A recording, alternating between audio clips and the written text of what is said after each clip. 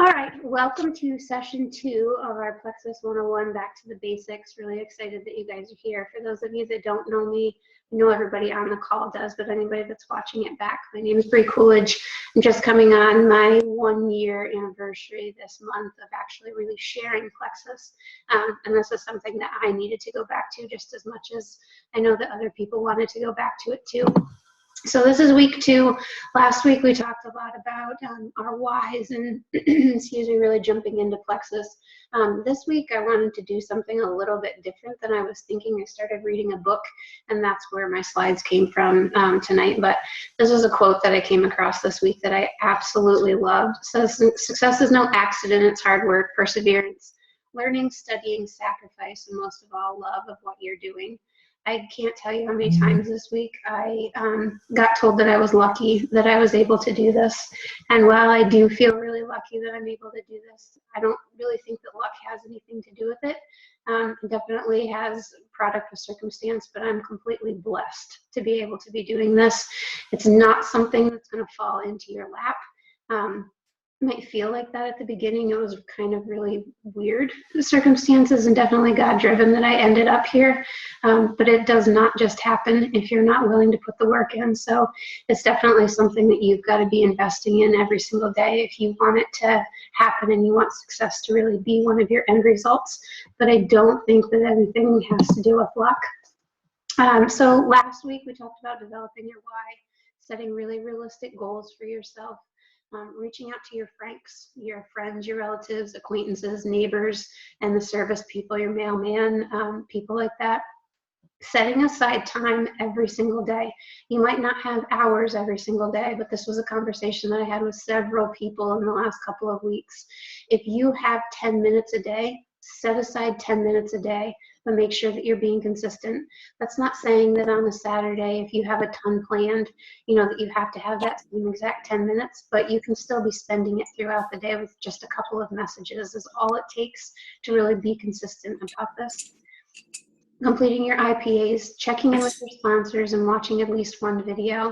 If you have not done that stuff in the last 2 weeks, it kind of goes back to what we just said at the beginning of this. This business is what you put into it. It is not going to just happen for you. So if you're not putting the work into it and you're not really serious about it, you might get a few customers, and that might be fine with you to just grow from there and start at that point. But if you really want it to be something that takes off, you've got to treat it like a job. It never feels like a job to me because it's something that I'm really passionate about. It's definitely that quote, when you find your passion, you'll never have to work a day in your life. But you definitely still have to put the time into it. It is a job. It's a passion, but it's a job. So you're still putting that time into it if you want to get out of it what you really fully can with your potential in this. Can you still see the quote if let me move on my screen? Is that better? Okay. Yes. I think that a lot of people, and myself included, really overthink marketing.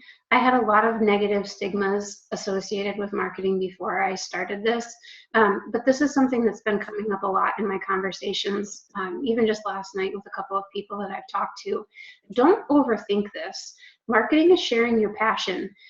Somebody was telling me last night that they were really nervous about approaching somebody, and I completely get that. You should have chicken lists. You should have those people that make you kind of nervous to talk to.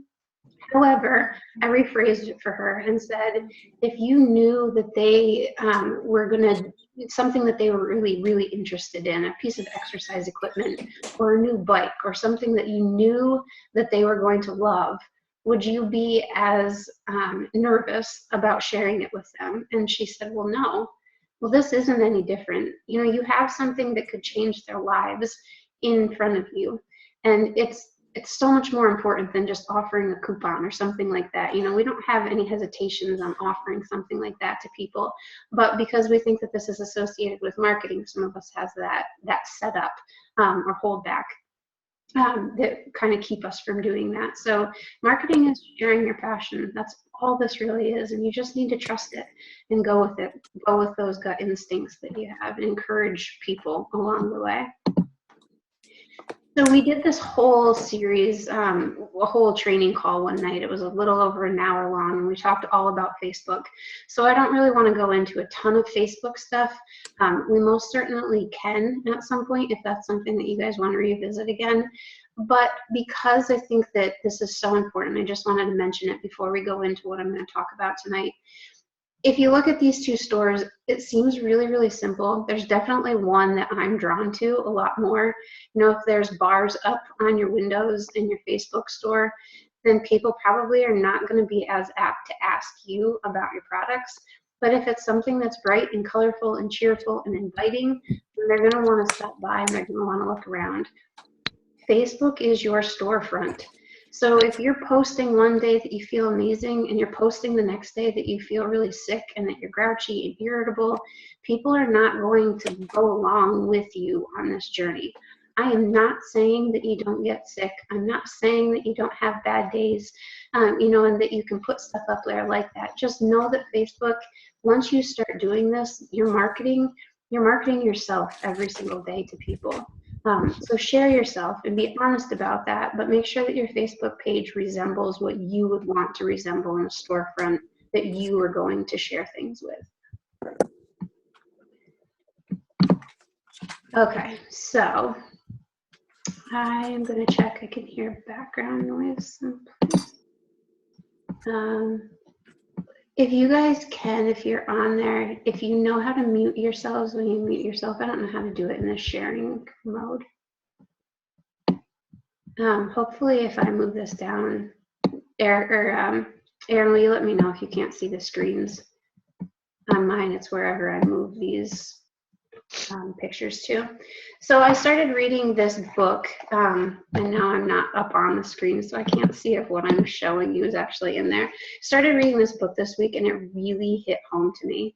I've had it for a little while. I just am not amazing at setting aside time for myself for reading, and that's one of the goals that I've made this month. And I'm proud to say that I've done it just about every single night, but this book has been a home run for me.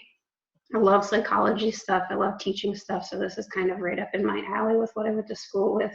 But it basically breaks down personalities from network marketing and the ways that you can approach people. It's not just network marketing, it's in life. And hopefully you guys will be able to identify yourself in some of these categories and then also be able to take that and turn it into something with how you share with people, because it was definitely an eye-opener for me. Super, super important that you know who you're sharing with. Most of the time you do. You're going to know the people that are messaging you. You might not know them super, super well once you get into it. I've had a lot of people message me lately that I don't really know that well. So it's taken me a little bit to be able to get to know them and how I should share with them and in the different ways that I should share. But knowing who you're sharing with and what kind of personality that they fit into is going to be really, really important. Not every single person wants to be talked to about these products in the same exact way, and that's really important. Avoiding that Plexus product vomit. I did this all the time, and it's still really hard for me to not do this, because once we reach this point where we want to share, we have so many things that we want to talk about. And so when somebody says, oh, well, what's Plexus? I am so excited because I just want to be able to tell every single thing. You know, I want to tell about Riley and how much it's helped her. I want to tell about my family. I want to tell about myself. I want to tell about all the people that we've helped with this. But the truth is that you can't, and that they probably are not super interested. So keeping it short and sweet and to the point, answering with a 1 or 2 sentence answer, and then asking a question back works so much better. That I found recently. You know, if we write them a book, they're probably not going to read it because time is limited. So that's been something that's really important to me. You know, keeping your answers to those elevator speeches that you should know and that you should have rehearsed is really important.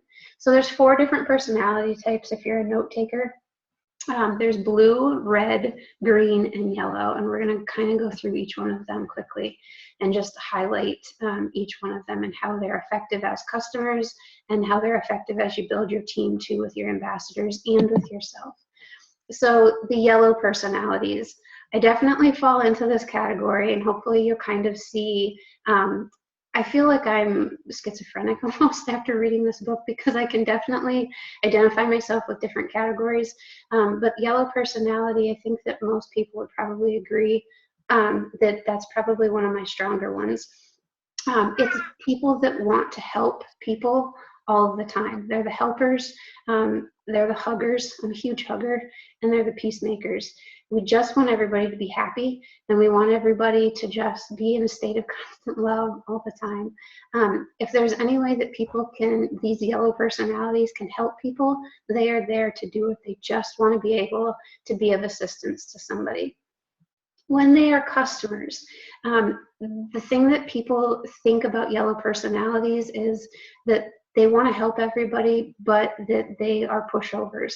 Not the case at all. So if you come across somebody that's a yellow personality, usually yellow personalities stand out pretty steadfastly, you know, that they're pretty recognizable, but you cannot be pushy with them. Just because they're a yellow personality and they want to make everybody happy does not mean that they're a pushover. So you're still going to have to explain things to them, but it's not going to be something that maybe they just jump on board with right away, but you can't be pushy with them, because that's going to turn them off to it. Yellow personalities don't always like to make up their minds. So if you're in a car with a yellow personality, or at a meeting with a yellow personality, and you ask everybody what they want for lunch, you have 12 yellow personalities in the same room together, nobody's going to want to decide, because nobody wants to make anybody unhappy. Everybody's just going to be talking about it, but nobody's going to make that steadfast decision. So yellow personalities, when you're sharing with them, might not know what products to go with right away.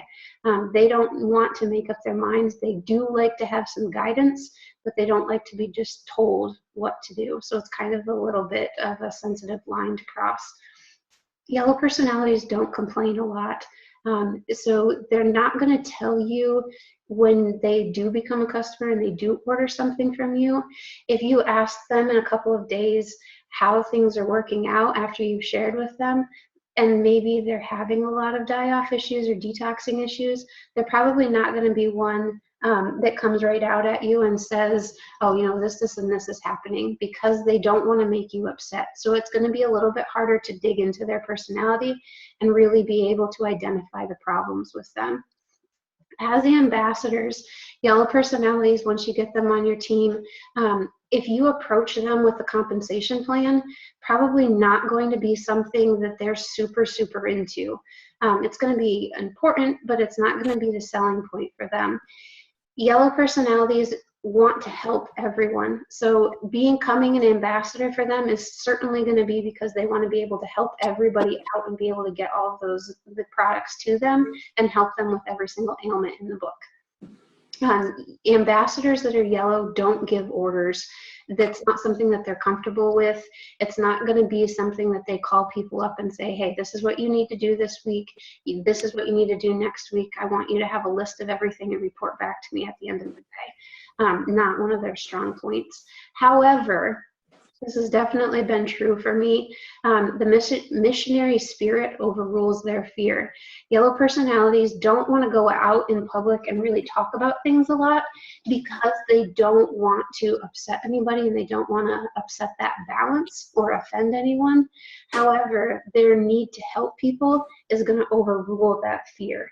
And so they're going to want to be able to share with people, and they're going to want to be able to go out of their way, because that's going to override their fear of being able to upset people or offend people if they start sharing.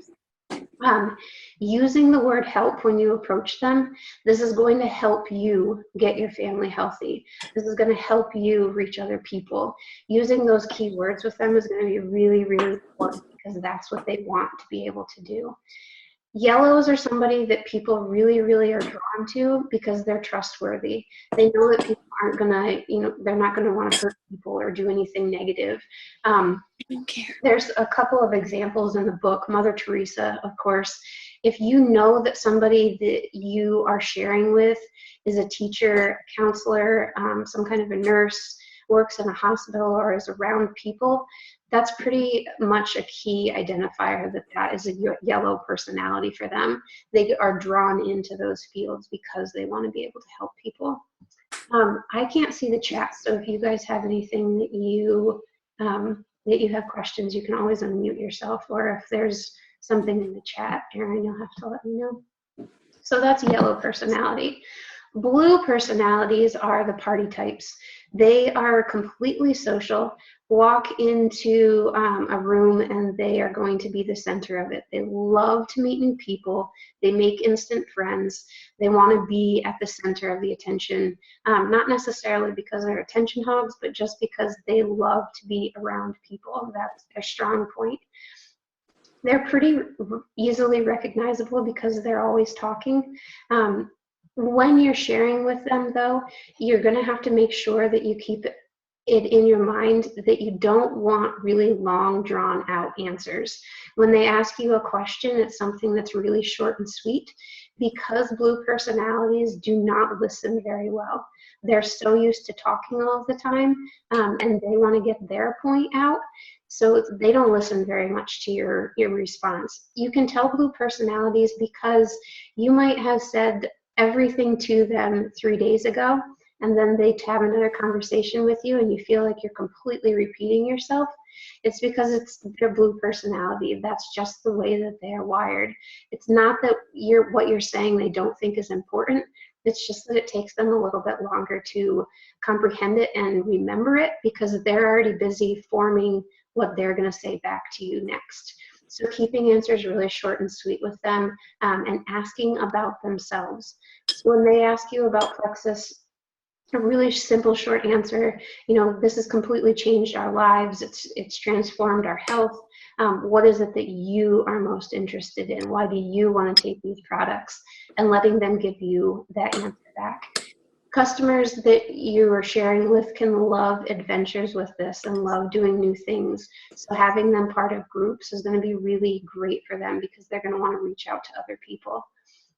As ambassadors, blue personalities do not like follow-up, because they would rather be out meeting the next people. They don't want to be doing follow-up and following up with people on a regular schedule, because they're already out doing the next thing and meeting those next people. They do take action, though. You can be in a room with a blue personality and they will tell you what they want done. And of course, the comp plan is going to really apply to blue personalities, mainly because they're going to want those adventures with the things that they can reach and going to the top. Finding Dory, perfect example, or in Finding Nemo, Dory, perfect example. They're always talking, not remembering things very well, but are the life of the party and can make everybody laugh. Red personalities. So I put a shark up there, not in a negative connotation, because sharks, I think, can be kind of scary. I don't mean that because red personalities are scary. And I also, with politicians and Donald Trump up there, am not starting a political debate. I have completely avoided politics with most people this season. So I don't mean to put that up there to offend or, see, there's my whole personality. Don't want anybody offended. But Donald Trump is certainly a red personality. They're completely go-getters, great. And I'm not saying that Donald Trump is an amazing organizer. Anyway, let's get off the political thing. Red personalities, super amazing at organizing things. They love to be in charge. So they're the ones at the front of the room that are leading the yellows and the blues, because they want to be in charge of everybody. When you're sharing with them as customers, they're the people that want the results. They're going to be the people that want to see the new triplex combo and the clinical trials. They want the before and afters. They want to see the results. They want the straight facts. They want to know why the probiotic is better than anything else on the market. Not that the other personalities aren't going to want to know that stuff, but red personalities is going to be super, super important for them. Red personalities also love competitions. So if you can get them involved in 7-day trial groups or the 21-day trial groups, anything like that, they love a competition, not just with themselves, but also with other people. So that's something that you kind of can look out for with red personalities as well. They make it great ambassadors because they love to be in charge. Comp plans are really important to them because it's about the facts and the figures, and red personalities love to go to the top with the money. money is really important to red personalities as well. And recognition is super important. So running contests and doing things that they get recognition for are going to really stand out for red personalities when you're talking to them. Last personality, and I know I'm going super fast through this. I'm already over. Just trying to keep it under 20 minutes. Green personalities, I definitely have a little bit of this in myself too. But data gets them really excited. So think engineers, accountants, computer analysts, everything is about information. They like spreadsheets, they like lists. As customers, they are not going to be fast decision makers for you.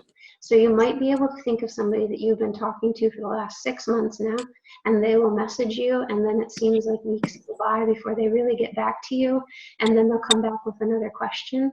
It is not because they're trying to string you along.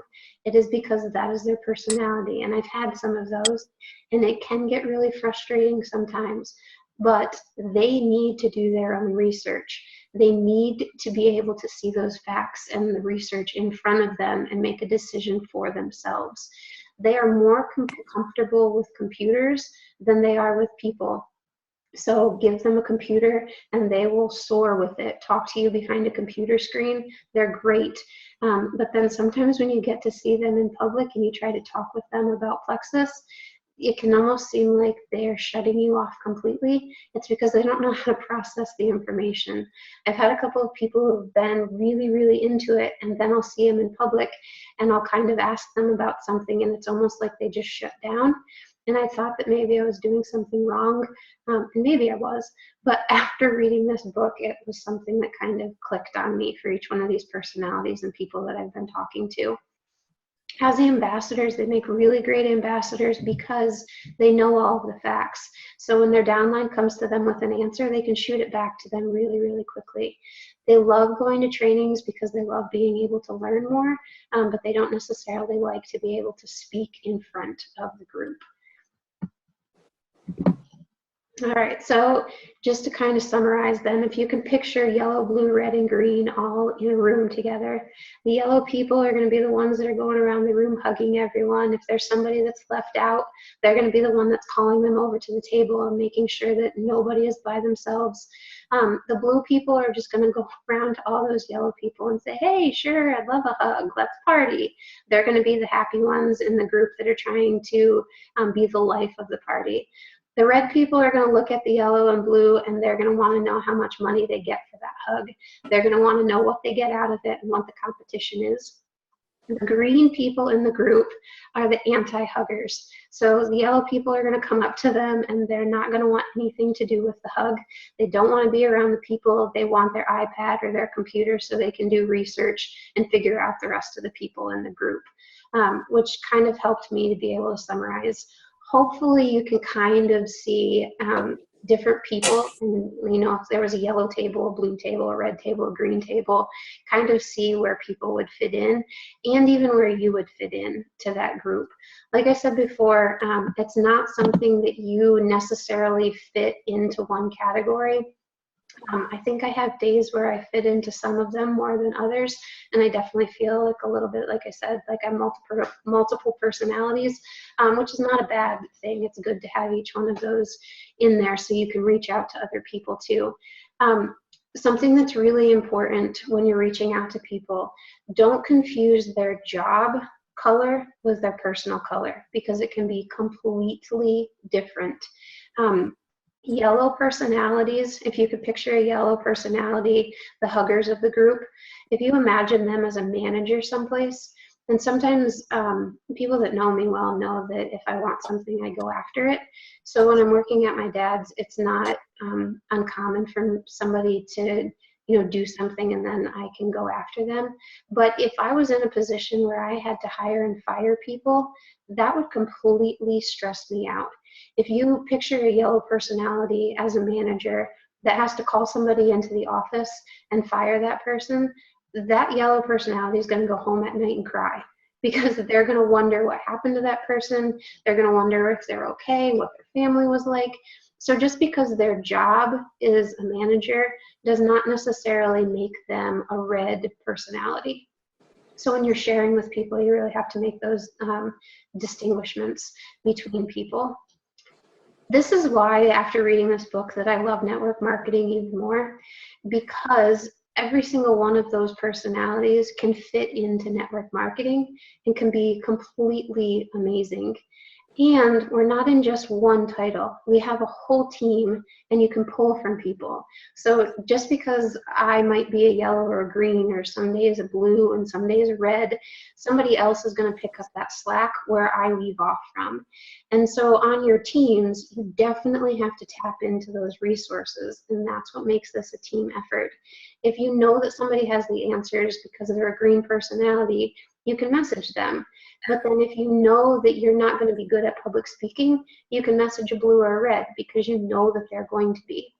So that part of it is amazing. Identify your team's strengths and their weaknesses, and even your own strengths and your own weaknesses, and being able to pull from them. While I don't think that our color matters a lot once we get going with that, I definitely think that it does matter with our prospects. This was something that I was thinking a lot about today. If you've had somebody say no to you, but you know that they could use the products, and you know that it's something that they definitely need, do you think that maybe you know why they said no to you? And I know that's a lot of no's with different meanings, but I was thinking about somebody that asked me right off the bat almost a year ago when I started sharing these products, and I did the plexus vomit on her. And I just went through and I said every single thing that I could think of and how it was helping me. And I was just really into like learning all of the products and what they were doing. And I think that I probably completely scared her because she's a blue personality. And she didn't want all of that stuff. She didn't want me to give her a book of life about plexus. She wanted one answer, and for me to ask the question back for her so she could go with it from there and tell me about her story. Completely didn't do that and completely shut her off to it. So I think that it's really going to be interesting. Hopefully you guys find it interesting too, to go back through some of your prospects and look back at how you've talked to them and see if it's something, because it's not something that you can't change. It's not something that if you feel like you've made a mistake with before, that you can't go back and readdress the situation in a different light, looking at it from these perspectives. There was 3 really big questions in there to try to figure out, if you don't know the color of your prospect, if you don't know the color of who you're talking to, this is really important. 1, because you need to build a relationship with them if you don't know a lot about them. And 2, because it can help you figure out how you need to talk to them. So if you ask them what they do for a living, and if they like what they do for a living, that can really give you a clue. If you hear those main words coming up and saying that they'd love to help people, you know that they're a yellow personality. If they love to be in front of the computer screen doing analytics, you know that they're a green personality. If you ask them what they do in their free time and what they like most about their job, those are 3 really good questions to kind of get a quick feel for what they do and why they do it, and then how you can address those situations to kind of get them on board with things. So really quick, just a couple of words for those of you that like to write these things down. I didn't put them all in the PowerPoint just because I don't want to take up all the time, but keywords for yellow when you are talking to them: help, contribute, assist, feel, nurture, and share are words that you could kind of put into your language when you're talking to them that are going to be really good for them, because they want to hear those things, because that's how they operate. They want to be able to nurture people. They want to be able to help people. So that's going to be really important for yellows. For blue, anytime you talk about fun, something being excellent, awesome, interesting, new, or exciting, because that's what they thrive on. They want things that are exciting. They want to be that adrenaline junkie. They want to be able to do those things and reaching out. So that's blue. Red personalities: money, power, wealth, competition, control, results, and leader. Losers and whiners is also on this list. But the mom in me says that I can't say those things because I don't like to talk about them. However, with reds, that's definitely something that's in their vocabulary, just because the whole competition thing. Green language, facts, data, figures, information, security, research, and guarantees. So those 60-day back money guarantees are going to be huge for green personalities. Truth and commitment are two others that are going to be really, really big for them as well. If you guys want this book, I think I got it for like $8 on Amazon. It's from Tom Schreider, and it's called The 4 Color Personalities for MLMs. I will upload this, and I can even put the PowerPoint in there, so it's something that you guys can print off if you want to. But hopefully that will help you kind of in your prospecting. This is something that I plan on doing now for my prospects when I'm writing down their names. I'm going to put, I am a dork with this stuff, my little highlighters. Erin's shaking her head because she knows what my Excel lists. See, that's my green personality coming out. I make little lists and I've started highlighting them with their colors. Erin's smacking her head. It's okay. But I think that it's going to be something that really will help me go forward with this, because this journey isn't about me anymore. As much as I love it, it's about how I can get them healthy and how I can connect with them to get them on the journey. Because we know we have amazing products. We know that this is something that we're passionate about. But if you go back to the beginnings with us, think about how we connected with the people that we connected with. How did they talk to us and get us on this journey? And that's what we need to do for other people. Most of the time, the people that we connected with are probably people that are a lot like our personalities. And maybe they're not, maybe they're completely different, but it seems like you're drawn to people in both senses that are the same and that are different, but those people know your language. They know how to talk to you about things. So this has been something, even just in the last couple of days, when I've really started talking to people about this and trying to implement these things, that have really, really helped me. So I'm thinking that next time we, fix it out of that. Next time we meet, I'm going to try to go more over follow-up now that we've gone through, the steps with approaching prospects. That next time we will go through, sorry, I'm trying to get back to just the screen so I can see everybody. That we'll go back and do more of the follow-up kind next and things along that nature. But hopefully that helped you guys. And if you have any questions, feel free to put them in the chat, or you can unmute yourselves and ask. Can't figure out how to stop. Oh, there, that big red button that says stop share. Genius. Anybody have any questions? I really love the analogy of the huggers and the non-huggers, and sure, and how much money am I gonna get for the hug?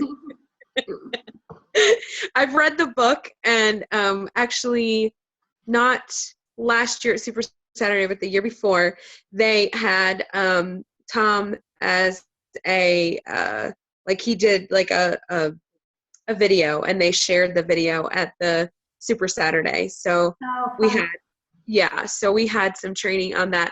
That book is really good, and it's going to be one that I'm going to go back through and look at the thought process of like, okay, the people that maybe were on board as customers and I know that they really need them, and kind of analyze, how I approach them with coaching and kind of go back from there. So that was a really good idea. I appreciate that.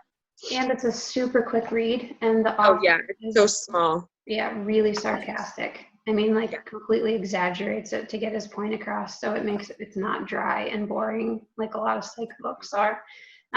So I think that's why I liked it too, because it appeals to that sarcastic side.